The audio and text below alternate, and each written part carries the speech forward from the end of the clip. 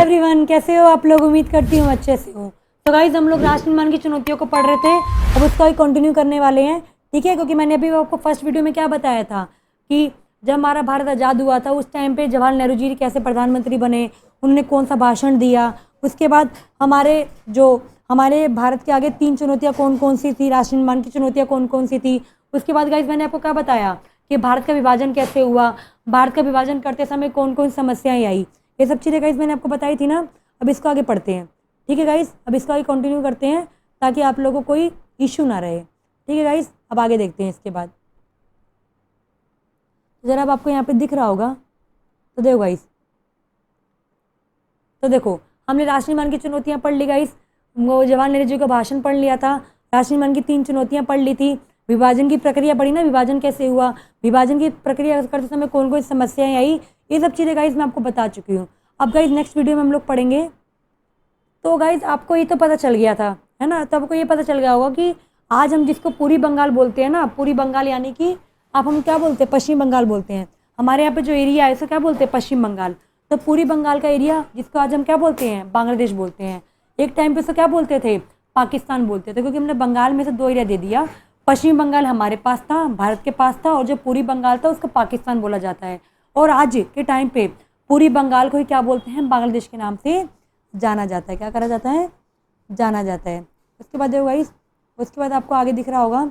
अब गाइस देखो, विभाजन तो हो गया, विभाजन के परिणाम क्या हुए, तो विभाजन के परिणाम बड़े दुखद हुए, है ना। क्या परिणाम हुए वो मैं आपको बताती हूँ। अब देखो जरा, तो देखो गाइस, परिणाम में क्या हुआ सर, सन 1947 में बड़े पैमाने पर एक जगह से एक जगह के बाद दूसरी जगह जाने पर मजबूर हो गई, है ना गाइस। किसी को भी अपनी जगह छोड़ के जाना पड़ेगा तो दिक्कत होगी ना। तो ऐसे ही 1947 में जब हमारा भारत आज़ाद हुआ ना, तो बहुत दिक्कतें हुई, लोगों को अपना घर छोड़ के किसी को पाकिस्तान जाना पड़ा, किसी को इधर ही रहना पड़ा, बहुत दिक्कतें हुई थी। उसके अलावा गाइस एक आबादी का एक स्थानांतरण, एक अनियोजित त्रासदी से बड़ा हुआ था। ठीक है गाइस, मानव इतिहास के अब तक के ज्ञात सबसे बड़े स्थानांतरण में से एक था ये। मतलब कभी ऐसा नहीं हुआ था कि धर्म के नाम पे कोई देश बनाया गया हो। ठीक है गाइस, उसके अलावा गाइस लोगों को मजबूरन अपना घर छोड़कर जाना पड़ा, है ना। बड़े स्तर पर क्या होने लगी गाइस, हिंसा होने लगी धर्म के नाम पे हिंदू मुसलमानों के बीच में, जैसे कि अमृतसर और कोलकाता में खासकर, क्योंकि आपको पता है कि पंजाब का आधा एरिया दिया गया था पाकिस्तान वालों को और कोलकाता का आधा एरिया दिया गया था पाकिस्तान वालों को, जिसकी वजह से सबसे ज़्यादा दंगे कहाँ पे हुए, अमृतसर और पंजाब में हुए। कहाँ पे हुए गाइस, अमृतसर और पंजाब में हुए थे। उसके बाद देखो गाइस, उसके बाद गाइस लोगों को मजबूरन शरणार्थी बनना पड़ा, है ना। शरणार्थी कैसे, मान के चलो मैं इंडिया से पाकिस्तान जा रही हूँ तो मैं वहाँ के लिए शरणार्थी तो हूँ, तो शरणार्थी से भी बहुत बड़ी प्रॉब्लम क्रिएट हो गई। लोगों को अगवा किया गया, है ना। उसके बाद लोगों को अगवा किया गया, जबरन शादी करनी पड़ी, धर्म बदलना पड़ा। मतलब जो लोग पाकिस्तान में गए वहाँ पे क्या किया गया, औरतों को अगवा किया गया, जबरन उनसे शादी की गई और उनका धर्म परिवर्तन यानी कि हिंदू से मुस्लिम कर दिया गया, या इंडिया में भी जो थे उनका भी धर्म परिवर्तन कराया गया। तो विभाजन से बहुत प्रॉब्लम हुई, धर्म का परिवर्तन कराया गया, लोगों को अपना घर छोड़ के जाना पड़ा, बहुत सारी दिक्कतें हुई।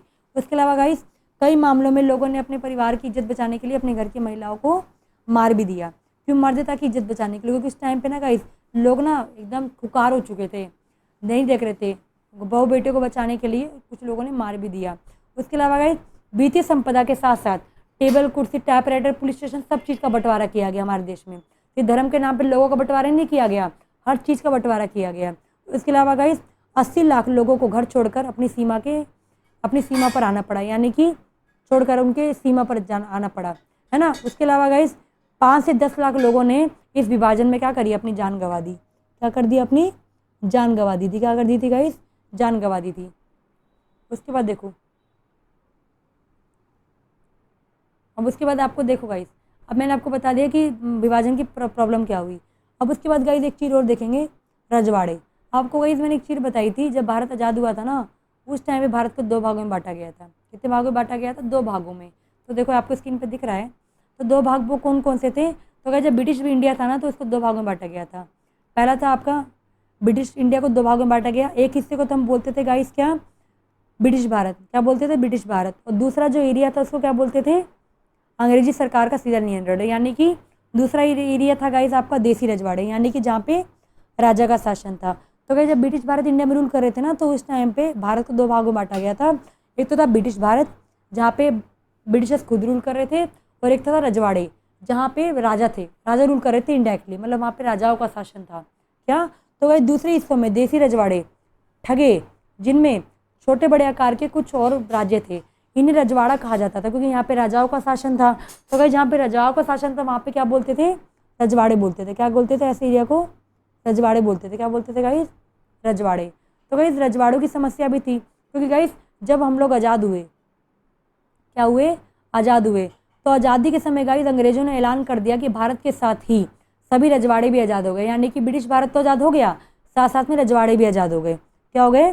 मतलब रजवाड़े भी ब्रिटिश भारत से आज़ाद हो जाएंगे। क्या हो जाएंगे? आज़ाद हो जाएंगे।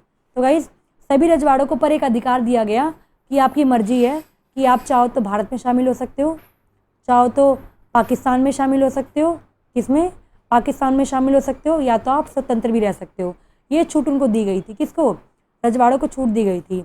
बट भारत को पता था कि अगर रजवाड़े भारत से अलग हो गए ना तो भारत, मतलब जो भारत है छोटे टुकड़ों में बट के रह जाएगा। तो भाई ये फैसला लेने का अधिकार किसको छोड़ा गया? रजवाड़ों के जो राजा थे ना उन पर छोड़ा गया कि आपकी मर्जी, आपको जिसमें भी शामिल होना है आप उसमें शामिल हो सकते हो। क्या? आपको जिसमें शामिल होना है आप उसमें शामिल हो जाओ। ठीक है। तो यहीं से सारी समस्या शुरू हुई, क्योंकि भाई जनता से तो पूछा नहीं गया, और जितने भी रजवाड़े थे ना वहाँ की जनता से नहीं पूछा गया कि उनको किस में शामिल होना है, राजाओं से पूछा गया कि आपको किस में शामिल होना है। तो गाइस विभाजन से विध्वंस के बाद एक समस्या और आ गई कि वैसे टूट चुके हैं, उसके अलावा और कैसे टूटेंगे। तो गाइस विभाजन से विध्वंस के बाद मौजूद सबसे बड़ी समस्या थी सभी रजवाड़ों को भारत में मिलाने की। क्या प्रॉब्लम थी? सभी रजवाड़ों को भारत में मिलाने की। तो गाइस रजवाड़ों को भारत में मिलाने का काम किसको दे दिया गया? सरदार वल्लभ भाई पटेल को दिया गया। किसको दिया गया? सरदार वल्लभ भाई पटेल को दिया गया। किसको दिया गया? सरदार वल्लभ भाई पटेल को एक काम दिया गया। कौन सा काम? कौन सा काम? रजवाड़ों को भारत में मिलाने का काम उनको दिया गया।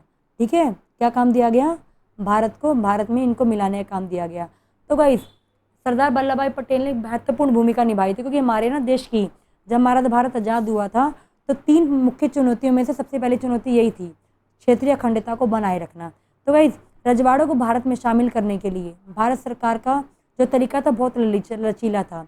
भारत सरकार ने बोला जो बातों से मान जाए उसको बातों से मना देंगे, और जो ठीक है, और उसके बाद अगर आप जो लड़के समझे उसको वैसे समझाया जाएगा। तो भारत सरकार ने बोला जो बातचीत समझ जाएगा उसको बातचीत समझा देंगे, और जिसके ऊपर बल प्रयोग करना पड़ेगा उसके ऊपर बल प्रयोग भी करना पड़ेगा। ठीक है, बट सबको हम लोग इंडिया में मिला के रहेंगे। ये बात भारत सरकार ने बोली कि जितने भी रजवाड़े सबको भारत के अंदर ही मिलाया जाएगा। उसके बाद देखो गाइस, तो गाइस भारत रजवाड़ों के विलय के लिए क्या? रजवाड़ों के विलय के लिए एक सहमति पत्र का निर्माण किया गया, मतलब एग्रीमेंट पेपर बनाया गया कि जो भी इंडिया में शामिल होगा उसको एग्रीमेंट पेपर पे साइन करना पड़ेगा। तो भाई जो एग्रीमेंट पेपर था वो किस नाम से जाना जाता है? Instrument of action. किस नाम से जाना जाता है? इंस्ट्रूमेंट ऑफ एक्शन के नाम से जाना जाता है।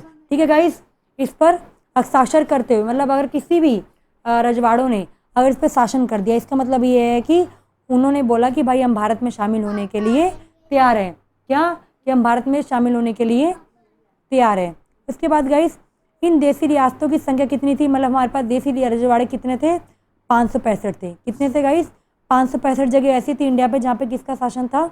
रजवाड़ों का शासन था। तो गाइस रियासतों को मनाने के लिए, मतलब इन सभी को मनाने के लिए तो हमारे जो गृह मंत्री थे उस टाइम पे गाइस, हमारे उप प्रधानमंत्री भी यही थे और हमारे गृह मंत्री भी थे। कौन? सरदार वल्लभ भाई पटेल। तो सरदार वल्लभ भाई पटेल को एक काम दिया गया कि आपको इन सबको मनाने समझाने की भूमिका दी गई कि आप इन सबको मना के इंडिया में शामिल कर लो।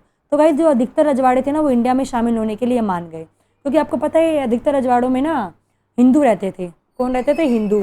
और वहाँ के राजा भी हिंदू थे। ठीक है, तो राजा भी हिंदू होने की वजह से तो मैक्सिमम लोग भारत में शामिल होने के लिए मान गए।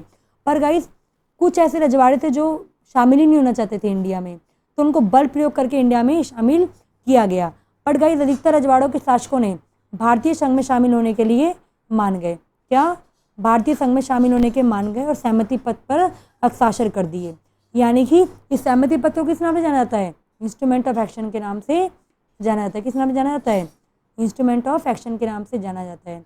उसके बाद गाइस कुछ मैक्सिमम तो मान गए गाइस, पर कुछ ऐसे देसी रियासत थी जो इंडिया में शामिल नहीं होना चाहती थी, जैसे कि आपका जूनागढ़, हैदराबाद, कश्मीर और मणिपुर। तो गाइज यहाँ की रियासत भारत में शामिल नहीं होना चाहती थी, मैक्सिमम तो शामिल हो गई, ज़्यादातर रजवाड़े तो मान गए भारत में शामिल होने के लिए, बट क्योंकि सभी रजवाड़ों को भारत में शामिल करने के लिए वल्लभ भाई पटेल ने मनवा लिया, सबको मना लिया, और उनकी सूझबूझ से और उनकी राजनीतिक ज्ञान के द्वारा ही रजवाड़ों को भारत में मिलाया गया। ठीक है गाइस, क्योंकि बहुत मुश्किल काम था, 565 रजवाड़ों को इंडिया में मिलाना आसान बात नहीं है, अपनी बात को समझाना किसी को आसान नहीं होता, पर वल्लभ भाई पटेल ने एक बहुत महत्वपूर्ण भूमिका निभाई थी। क्या करी थी? बहुत महत्वपूर्ण भूमिका को निभाया था। उसके बाद देखो गाइस, उनकी सूझबूझ की वजह से ही और उनकी राजनीतिक ज्ञान की वजह से ही उन्होंने सभी रजवाड़ों को क्या करा? अखंड भारत में मिलाने का काम करा। उनके इन्हीं योगदानों की वजह से उन्हें किस नाम से जाना जाता है? लौह पुरुष के नाम से जाना जाता है। किस नाम से? आयरन मैन के नाम से। हिंदी बोलते हैं लौह पुरुष। किस नाम से जाना जाता है? हम किस नाम से जानते हैं उनको? लौह पुरुष के नाम से जानते हैं। किस नाम से जानते हैं? लौह पुरुष के नाम से। उसके बाद देखो गाइस, अब देखो अब इसीलिए तो उन्हीं की याद में, मतलब उन्होंने इतना महत्वपूर्ण काम करा, इसलिए उनके लिए एक स्टैचू ऑफ यूनिटी भी बनाई गई थी। अभी बनाई गई थी कुछ टाइम पहले 2016 में। तो गाइस वर्तमान दौर में सरकार द्वारा उनको एक मतलब सलामी देने के लिए जो हमारी सरकार थी उसने एक मूर्ति बनाई, मतलब एक स्टैचू बनाई, जिसको हम क्या बोलते हैं? Statue of unity. तो गाइस दुनिया की सबसे बड़ी यूनिटी, मतलब सबसे बड़ी स्टैचू बनाई गई थी। क्या बनाई गई थी? सबसे बड़ी स्टैचू बनाई गई थी। ठीक है, तो वर्तमान दौर में सरकार द्वारा वल्लभ भाई पटेल को सम्मान देने के लिए स्टैचू ऑफ यूनिटी बनाई गई। कहाँ पे बनाई गई थी? हैदराबाद में बनाई गई थी। कहाँ बनाई गई थी गाइस? हैदराबाद में। और ये विश्व की सबसे बड़ी मूर्तियों, सबसे बड़ी स्टैचू में से एक है। तो गाइस सरदार वल्लभ भाई पटेल हमारे देश के पहले उप प्रधानमंत्री थे। क्या थे? हमारे देश के पहले उप प्रधानमंत्री थे। और इन्होंने जितने भी देशी रजवाड़े थे उनको इंडिया में मिलाने का करा था, काम करा था। क्या करा था? इंडिया में मिलाने का काम करा था। इसलिए इन्हें किस नाम से जाना जाता है? तो गाइस इनको आपको पता ही किस नाम से जाना जाता है? लौह पुरुष के नाम से, यानी कि आयरन मैन ऑफ इंडिया के नाम से जाना जाता है। और गाइस ये देश के पहले प्रधानमंत्री भी थे। क्या थे? देश के पहले प्रधानमंत्री थे। तो गाइस वल्लभ भाई पटेल का टॉपिक ना न्यू है इस चैप्टर में, तो इस टॉपिक को पढ़ के जाना। तो गाइस इस टाइम पे हमारे यहाँ पे कितने रजवाड़े थे? तो बात करूँ तो गाइस उड़ीसा में 26 रजवाड़े थे, छत्तीसगढ़ में 15 रजवाड़े थे, और सौराष्ट्र में कितने रजवाड़े थे? 14 बड़े रजवाड़े थे। और सौराष्ट्र मतलब आपका ये महाराष्ट्र गुजरात का एरिया। ठीक है, तो इस वाले में आपके 14 बड़े रजवाड़े थे और 119 छोटे रजवाड़े थे। तो ये दे सकते हैं आपके रजवाड़े। अब उसके बाद देखो, तो गाइस देखो अब यहाँ तक आपको समझ आ गया होगा सब। यहाँ तक मैंने आपको क्या बताया कि रजवाड़ों का विलय इंडिया में कैसे हुआ था। तब यहाँ तक अगर आपको कोई डाउट है तो आप लोग मेरे से पूछ सकते हो, कोई दिक्कत नहीं है, आराम से पूछ लेना। ठीक है गाइस, तो यहाँ पे मैं वीडियो खत्म करती हूँ, ज़्यादा बड़ी वीडियो नहीं बनाऊंगी ताकि आप लोग को नींद ना आ जाए, क्योंकि ना आर्ट्स का सब्जेक्ट है, थ्योरी सब्जेक्ट है, ज़्यादा देर तक इस सब्जेक्ट को नहीं पढ़ सकते। तो यहाँ तक का पहले पढ़ लेना, कोई डाउट रहे तो आप लोग पूछ लेना। उसके बाद गाइस मैं आपको नेक्स्ट वीडियो में ये बताऊँगी तो कुछ रियासत ऐसी थी जो भारत में शामिल नहीं होना चाहती थी, तो उनको भारत में कैसे शामिल किया गया, ये चीज़ मैं आपको बताने वाली हूँ। ठीक है गाइस, तो कुछ भी डाउट रहे आप लोग पूछ लेना मेरे से। ठीक है गाइस, थैंक यू एवरीवन। अगर आपको वीडियो अच्छी लगी तो जरूर लाइक करना, चैनल को सब्सक्राइब करना।